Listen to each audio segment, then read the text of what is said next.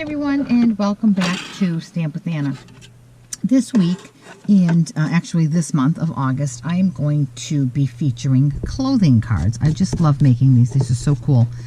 This week we'll be making women's sweaters, and next week we'll be doing men's, and the following week we're doing some fun aprons, and the last week of August we'll be doing some baby clothing. So this is the card that we're going to be working on today. Now I know a lot of people, and I love the embossing folder that came out last year in the holiday catalog, which was carried over to the annual catalog, the cable sweater. A lot of people love that, and when you think sweater, you automatically think that. But there are so many other different ways to make a sweater without using that. As a matter of fact, I did use that last year for one of my classes. I made this sweater, and I inked up my embossing folder for this. And I also made 2 men's sweaters using the cable embossing folder. This is just a cardigan, and this is half a cardigan with a spot for a gift certificate in there. But this week we're not going to be using the cable knit sweaters at all. So this one here I made using the, believe it or not, Falling Snow embossing folder. I just thought that was a really cute cute sweater, cute pattern to use. I don't know if you can, if it's going to show up on the camera, but see, it's just it's a cute little pattern. So it's really pretty easy to make. So what we need for paper is very vanilla thick, 8.5 by 5.5, scored at 4 1/4, and a piece of Peekaboo Peach, which is 4 1/4 by 5.5. It's the exact same size as the front of the card. So the first thing we're going to do, to find my notes here, is we're going to make some markings on our sweater. So we do need a ruler. First thing we're going to do is mark these 2 points here, and they each come in at 1 1/4. So 1 1/4 from this side, and 1 1/4 in from this side. We're just going to make a little tick mark. Okay, then at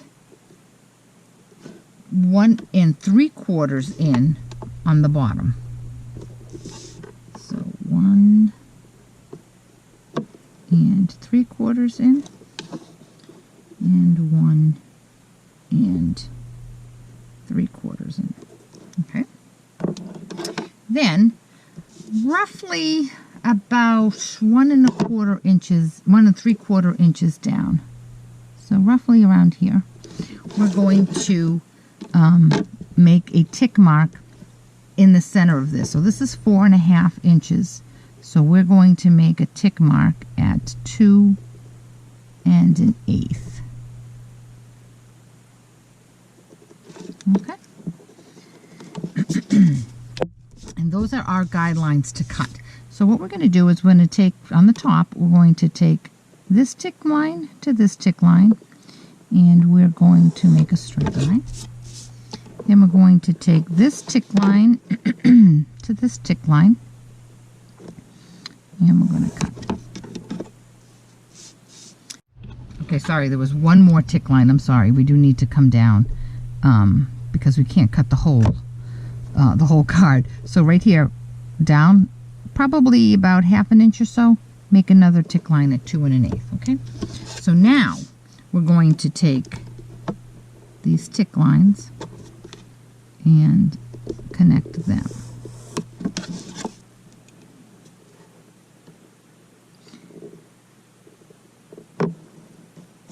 Okay, and that's the base of our sweater. Hopefully I measured those all right. So that is where you're going to cut. You're going to cut that out. Now you could use your your scoreboard and try to line it up and whatnot. But I'm just going to grab a pair of scissors and cut. Excuse me. Okay.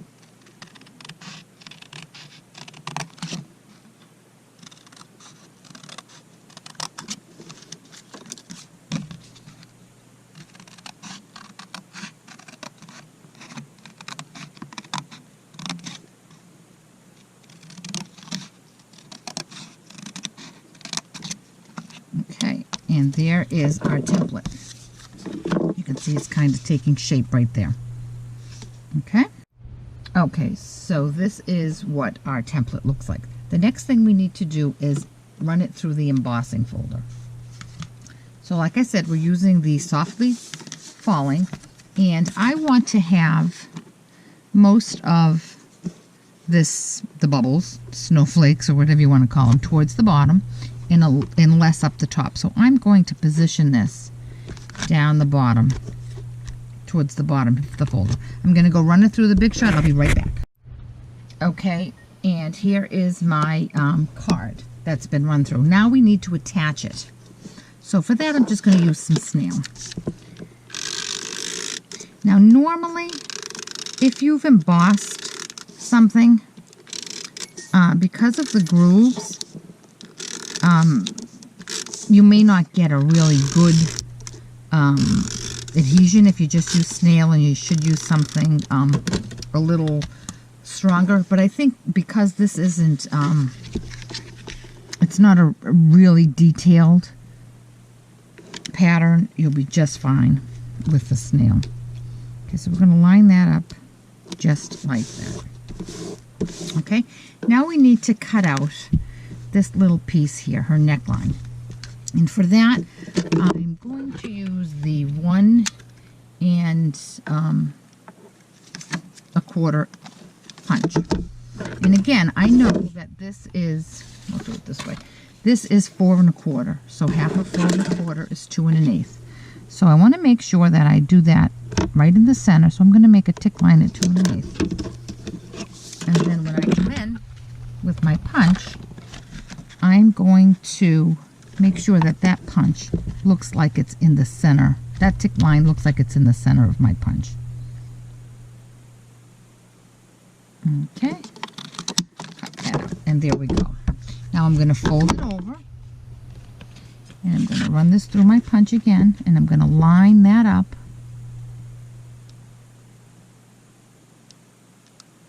And punch again.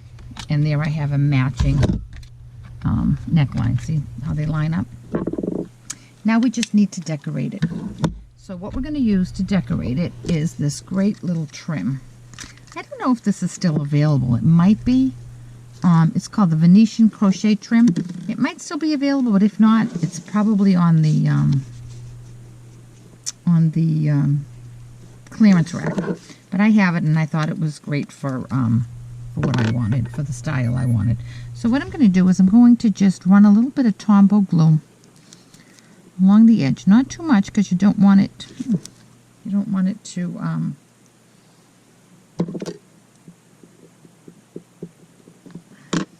to be all over the place. Oh, I'm having a problem here. Hold on.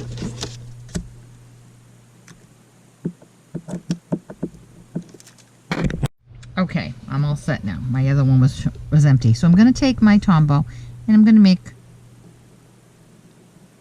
a little line that way.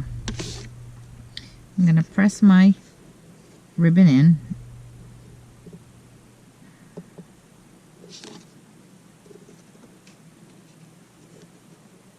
And so see if I know I cut this with my scissors, and so if it wasn't straight, it's okay because my ribbon is going to mask that. And I'm going to bring the ribbon down the other end. I'm going to give it a snip right here.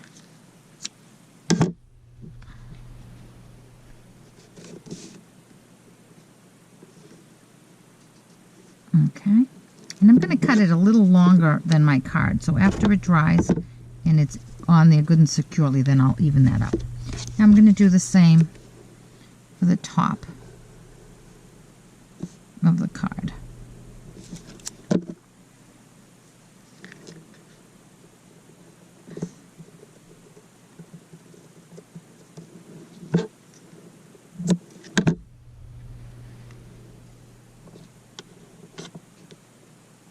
And there we go.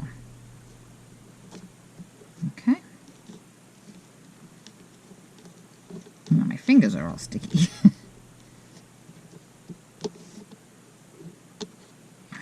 Okay. Now I'm going to cut that off. Now we need to make this button here. And that is a paper button, if you can believe it. What I did was I took my 1-inch circle punch, and I punched a few different layers. I think there's like 3 layers there. So, great way to use up some of your scraps. 1, 2, 3, and I think I'll need a 4th one. 4. And then with my 3/4 inch, I made another one.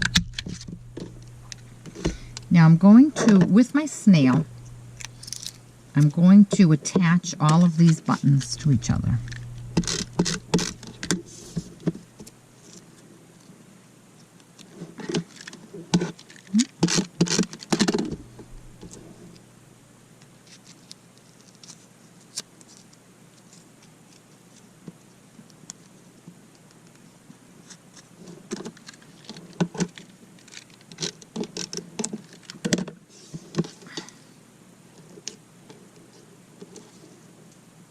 Then with repositionable tape, I'm going to attach the smaller one. And the reason I'm doing that is because I'm going to run it through my Big Shot just to get the indentation of a real button. Where's my card? See here, this very lightly, you get that little indentation. So what I'm going to do is I'm going to run this through my Big Shot. Now the cool thing about it is, if you have plates, I know we're always looking for real nice, shiny, smooth plates. But if you have plates that are marked up like this, when you run this through, you're going to get that effect here. So see, it kind of looks like a dimensional, a pattern on my button. So I'm going to go run this through. What I'm going to do to make it thick enough, I'm going to run, make my sandwich like this, right? With my button in between my 2 plates, and then I'm going to just run the embossing folder underneath it. It's not in my sandwich, but it's giving it a little bit of depth so that it'll go through nicely. I'll be right back. Okay, so I ran that through, and you can see the indentations from the lines on my acrylic plate. So when I take this off, I have an indent here like a real button has. So now I need to make the holes to run my string through. And you can eyeball this, but I'm going to make 2 little marks. And then I'm going to do mine with a crocodile. If you don't have a crocodile, you can certainly use a handheld punch. But this is just so effortless. It goes right through the crocodile beautifully.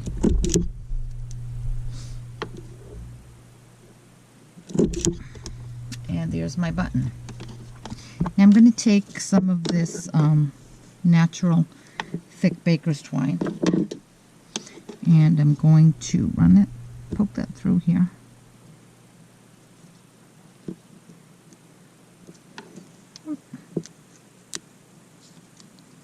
And poke it through the other side.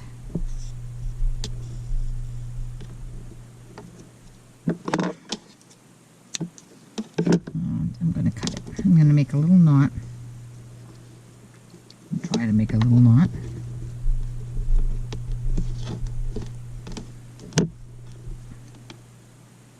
I don't want it to be too bulky.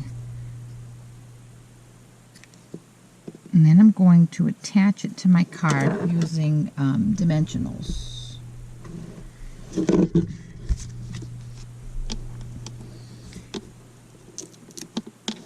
I'm going to try to move this little tail towards the bottom so that my dimensional catches it as well as my cardstock. And because these dimensionals have a flat edge there, you can just bring it right up there. Now I do want this to be steady, so I'm going to, on the opposite sides of those, I'm going to put 2 small dimensionals.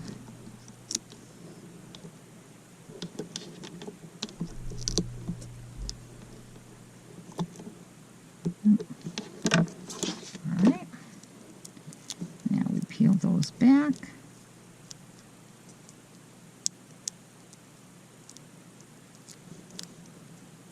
And our button is ready to be placed in the center of our sweater. Okay, and now that my glue is nice and dry, I'm going to trim that.